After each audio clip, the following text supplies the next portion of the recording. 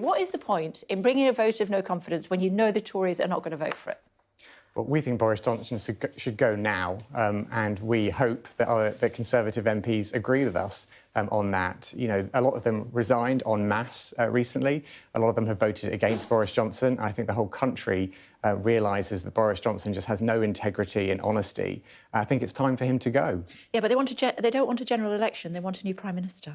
The vote of no confidence can lead to the Prime Minister resigning. And if another Conservative MP commands the confidence of a majority of Parliament, then they can take over as an interim leader until the new leader is appointed in September. But I just don't think anyone feels comfortable with leaving Boris Johnson in position as Prime Minister, particularly over summer.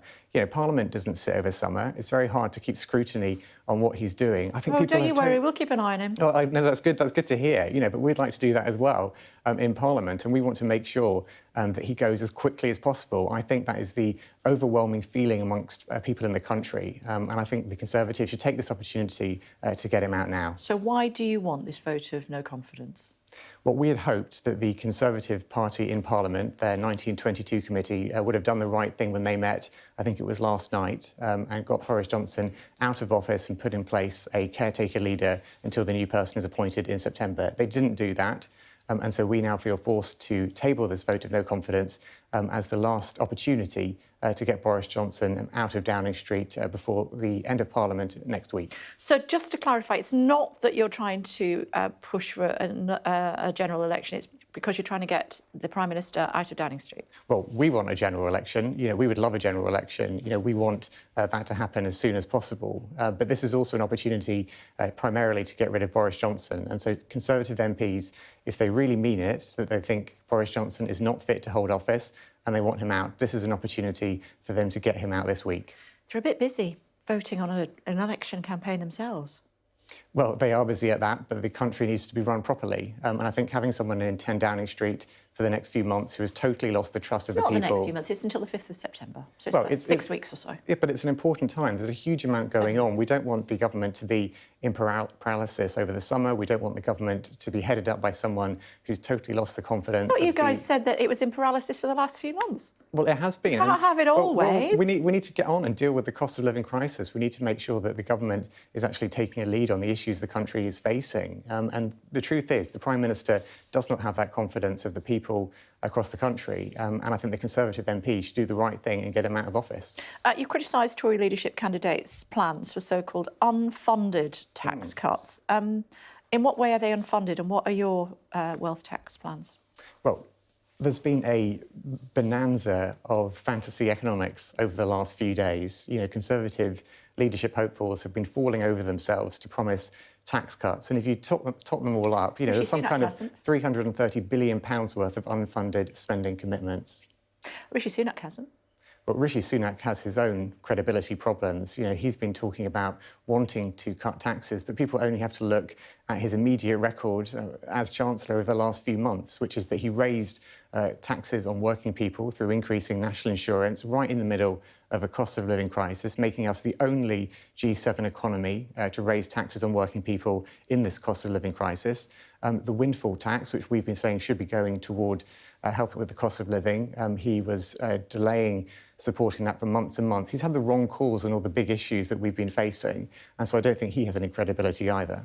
I spoke to Nadeem Zahawi at length. Also, my colleague Beth Rigby has spoken to Sajid Javid, and both of them are saying that they would cut the fat from government departments, and that would be enough to fund these tax cuts that they're talking about.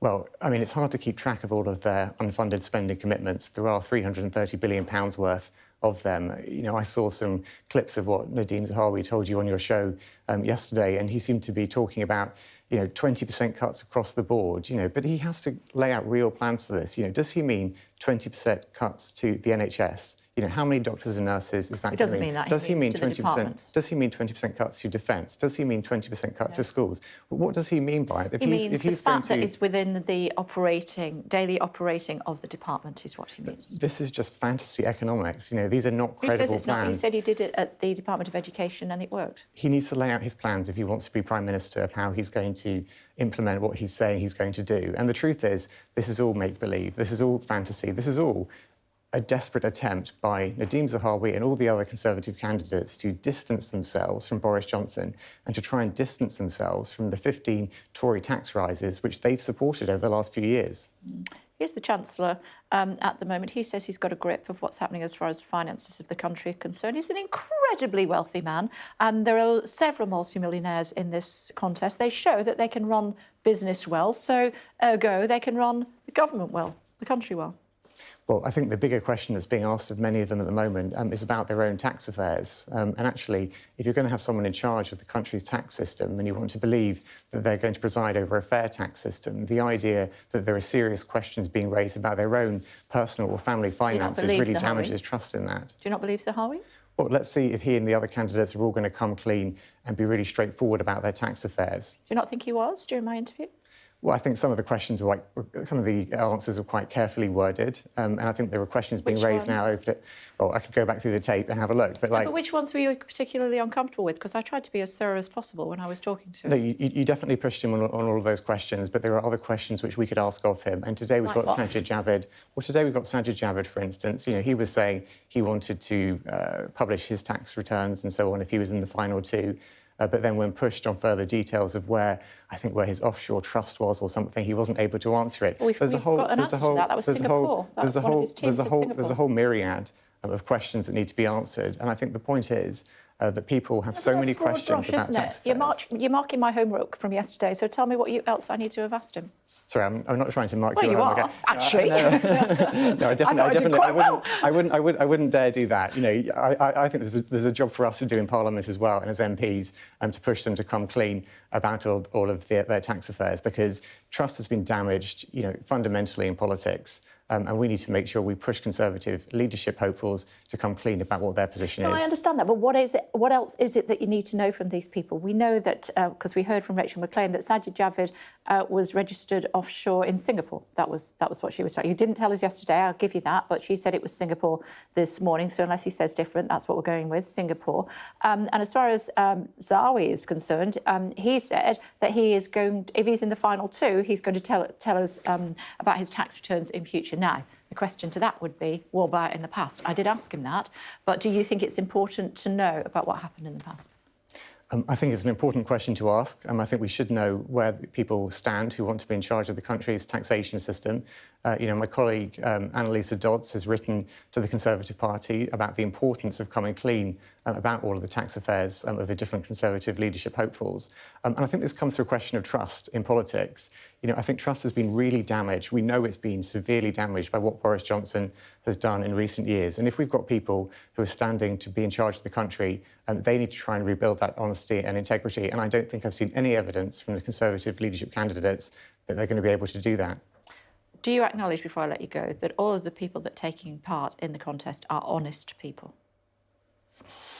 I think, to be honest, they have been propping up Boris Johnson for the last few years, and they have become totally entangled in the problem that he's created with politics. And I think, when I look at them, I think, you know what, changing at the top of the Conservative Party is not going to be any change at all.